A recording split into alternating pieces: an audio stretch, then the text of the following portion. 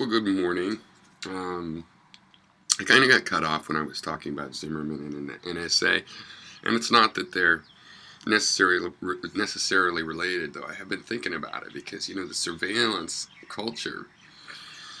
You know, it's like if they're going to surveil us that much, then you start to go, well, why didn't you catch those Boston bombers first? It seems like those people would be caught. And they might go, well, we're not really poring over all the data, mostly just, ex-girlfriends of the analysts and stuff. But no, the Zimmerman thing, because with cell phones and stuff, it's like there's only a couple of minutes of that experience. They aren't like, you know, on the phone, Zimmerman himself or one of the many 911 callers. And yet we miss this crucial point to the Florida legal system. Now, you can't determine something like this by who's more likely or who. You can look at the tendency. People have been in fights and stuff and before, and Zimmerman's history, and like the fact he wanted to be a cop and all these things. They're going to be important in this trial because the jury's going to have to figure out what they think happened. What I think is crucial, really, and why I see the murder two charge still, is that with murder one, he would have had to gone into that dark alley intending to track him down and kill him. Murder two is just going in there with the depraved mind. Now, I would say if you think, as George did and as the Zimmerman supporters still do, that Trayvon was some criminal, basically casing the joint, why would you follow him into a dark area with only a gun to protect yourself?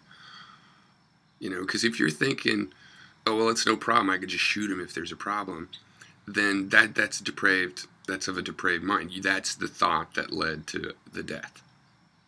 Now, I think the main point here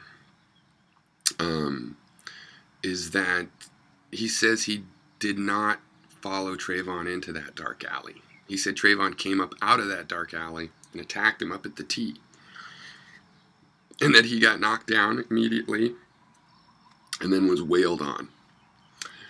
The problem is that is 40 feet away from the dead body, okay? The tee is 40 feet away from where the dead body was found. The dead body was 40 feet down into that dark alley. Now, we know they are running around back there from witnesses besides Zimmerman, because that's not what Zimmerman said. All right.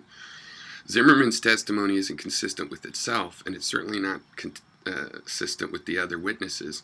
But not all the witnesses' testimony is consistent either. But the thing is, also, we know that George is a liar. The whole thing in court with the $1, $1,000, and he's an instinctive liar. Okay? So it's not hard to imagine why he would say he didn't go down into the tee, because he doesn't want to have been known to have been following Trayvon.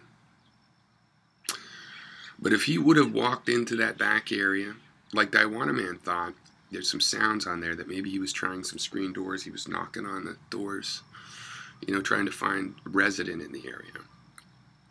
And if he had admitted to doing that, it would be more believable that Trayvon attacked him down there. But he knows instinctively he wasn't supposed to be following. He wasn't supposed to be doing something that he was doing. What was it? Well, if I was the prosecutor, I'd try to interrogate and find the right people to demonstrate. I think he was trying to detain Trayvon. And if that's true, at the moment when he tried to detain Trayvon, if he pulled out his gun and said, you're, not going anywhere, punk, or whatever, or even if he just tried to, what other way would he try to detain Trayvon? He would grab him. Why was he in arm's reach of Trayvon? Because Trayvon jumped out and just ambushed him 40 feet from where Trayvon's dead body was. Okay.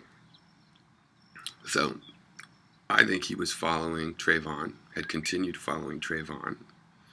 And it's a funny thing because there's this guy, Alan Papa, that brought up an interesting point, which is that, like the Stanford Neighborhood Watch booklet says, one of the lies that criminals tell when they're casing your neighborhood is that they're looking for an address, which is what Zimmerman was telling us. How come he wasn't following Trayvon?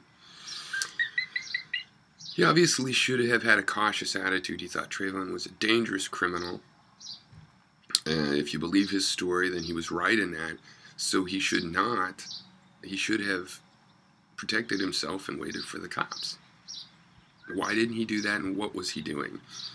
And this was just wandering on autopilot. Okay, well, we get to figure out what the nature of that autopilot was. And you were trying to detain Trayvon, George. Just admit it.